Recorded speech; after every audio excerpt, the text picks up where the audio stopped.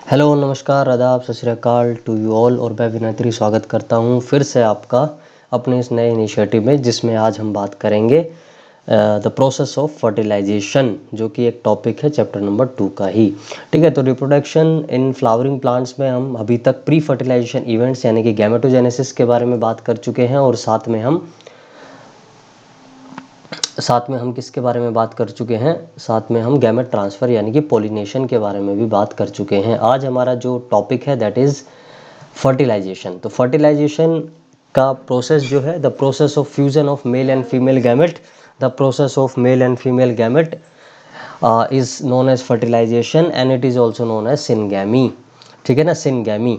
सो ये जो एक्सप्लेन किया गया था स्ट्रासबर्गर के द्वारा एक्सप्लेन किया गया था। ठीक है, और किस तरह से ये प्रोसेस होता है फ्लावरिंग प्लांट्स में, उसके बारे में डिटेल से हम बात करने वाले हैं। चलिए स्टार्ट करते, लेट्स गेट स्टार्टेड।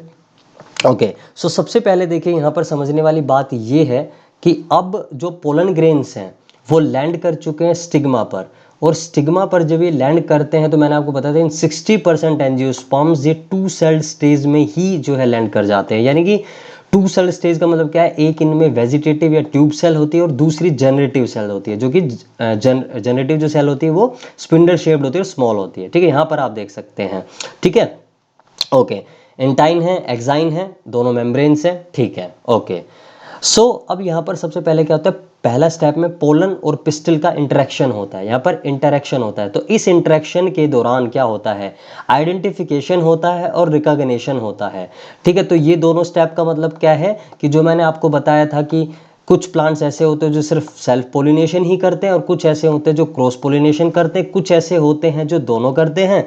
लेकिन करते कैसे हैं वो है स्पीशी स्पेसिफिक होता है हमेशा, ऐसे नहीं है ना कि कोई दूसरी स्पीशी के साथ वो कर लेंगे। ठीक है ना, तो ये इंपॉर्टेंट है। तो यही चीज़ रिकॉग्नाइज वहाँ पर की जाती है कि जो पोलन है वो हमारी स्पीशी से है या नहीं है। Getting my point. सो यहाँ पर ये रिकॉग्निशन होता कैसे है, कुछ केमिकल्स जो है वो सीक्रेट किए जाते हैं, किसके द्वारा, पोलन ग्रेन के द्वारा।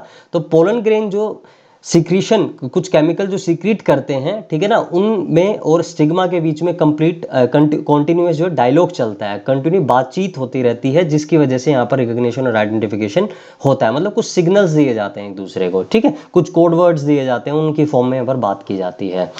ओके, अब जो नेक्स्ट स्टेप होता है उसमें क्या होता है, सीक्रीशन फ्रॉम स्टिग्मा। स्टिग्मा जो है कुछ सीक्रीशन करती है, क्या होता है, और सीक्रीशन में वाटर होता है और शुगर होता है।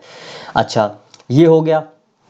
अब नेक्स्ट स्टेप में क्या होता है, इनटेक हो जाता है सीक्रेशन का by the pollen grains through germ pore. अब इसी वजह देखा मैंने आपको बताया ना कि एक्साइन तो जो है स्पोरोपोलेनिन से बनी होती है, जो कि हार्डेस्ट सब्सटेंस है, बहुत ही ज्यादा रेजिस्टेंट सब्सटेंस है, उसको तो कोई चीज जो है क्रॉस कर नहीं सकती। तो इसी वजह से एक्साइन में क्या था, जर्म पोर थे, और इन्हीं जर्म पोर की सहायता से क्या हो रहा है, यहाँ पर इनटेक हो रहा है सीक्रेशन का। ठीक है ना, ओके। तो इतनी बात यहाँ पर समझ में आ गई। तो ये देखिए वाटरी सीक्रेशन यहाँ पर रिलीज कर दिया स्टिग्मा ने, और ये इसका इनटेक अब पोलन ग्रेन्स ने स्टार्ट कर दिया है। बात समझ में आ गई। अब नेक्स्ट स्टेप में क्या होता है, जैसे ही सीक्रेशन ले लेता है, जैसे ही सीक्रेशन का इनटेक होता है, तो एक स्टिमुलस मिलता है पोलन ग्रेन को, जिसकी वजह से जो जनरेटिव सेल होता है, यानी कि जो स्पिंडल शेप्ड स्मॉल जो सेल होता है, वो डिवाइड हो जाता है, और वो डिवाइड होकर क्या बना लेता है, 2 मेल गैमेट्स बना लेता है। ठीक है ना, 2 मेल गैमेट्स बना लेता है। बात समझ रहे हैं, तो एक सेल के अब 2 सेल्स बन गए हैं। Getting my point. अब ये जो 2 मेल गैमेट्स हैं इनके बारे में बात करते हैं। ठीक है, अब यहां देखिए, अगर ये जर्मिनेशन जो पोलन ग्रेन का होगा तो मेल गैमेट जाएंगे कैसे, तो एक ट्यूब लाइक स्ट्रक्चर यहाँ पर जो है बनता है, इसी को हम कहते हैं जर्मिनेशन ऑफ पोलन ग्रेन। तो पोलन ट्यूब यहाँ पर बन जाती है, और इस पोलन ट्यूब के सारे ही जो है यहाँ पर डिवीजन होकर मेल गैमेट जो है आगे ट्रेवल करेंगे। ठीक है, तो अगर एक, जो कि मोस्ट कॉमन सिचुएशन होती है, मोस्ट कॉमन कंडीशन में क्या होता है, सिर्फ एक ही जो है पोलन ट्यूब जो है बनती है, जर्मिनेट होती है, और ऐसी कंडीशन को हम कहते हैं मोनोसाइफोनस। ठीक है ना, मोनोसाइफोनस हम इसको बोलते हैं, लेकिन अगर एक से ज्यादा पोलन ट्यूब तो पॉलीसाइफोनस बोलते हैं। Okay, getting my point.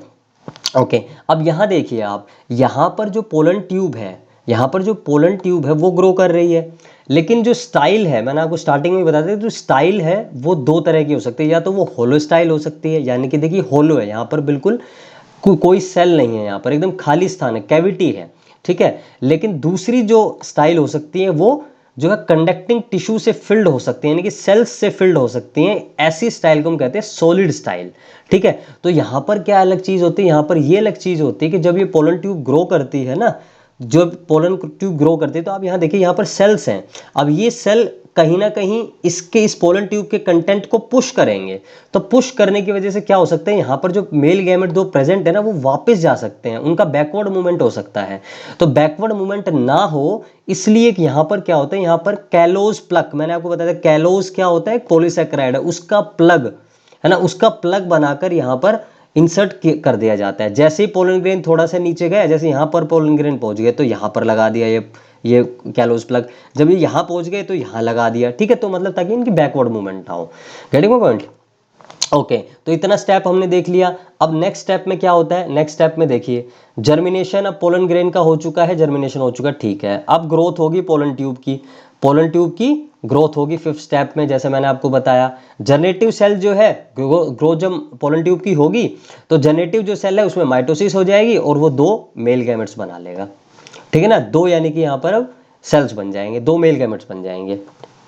आगे देख, अब यहाँ देखिए आप, यहाँ से आप और अच्छे समझ पाएंगे। ये देखिए यहाँ पर ये स्टिग्मा था, स्टिग्मा पर क्या आया, पोलन ग्रेन आया, पोलन ग्रेन आया तो यहाँ पर सिक्रीशन हुआ, जब सिक्रीशन का इनटेक हुआ तो जो है जनरेटिव, यहाँ पर क्या हुआ, पोलन ग्रेन का, पोलन जो ग्रेन था उसमें जनरेशन हुआ, क्या जनरेट हुआ, पोलन ट्यूब जनरेट हुई। जब पोलन ट्यूब जनरेट हुई तो यहाँ पर क्या हुआ, यहाँ पर जो जनरेटिव सेल्स है उसका भी, उसमें भी माइटोसिस है, तो दो सेल्स वो बन गए। दो सेल जब वो बन गए तो वो दो सेल यहाँ से मेल गैमेट जो है यहाँ से इस पोलन ट्यूब के थ्रू ट्रेवल, अब ये पोलन ट्यूब ग्रो करती जा रही है, पोलन ट्यूब यहाँ तक पहुँच जाएगी। इसी पोलन ट्यूब के सहारे क्या होगा, इसी पोलन ट्यूब के सहारे क्या होगा कि जो आपके दो मेल गैमेट है वो यहाँ पर ट्रेवल कर कर यहाँ तक पहुँच जाएंगे।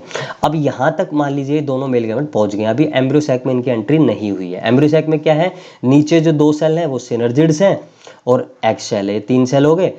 ठीक है, उसके बाद बीच में पोलर न्यूक्लियस और ऊपर तीन एंटीपोडल सेल हैं। Getting my point?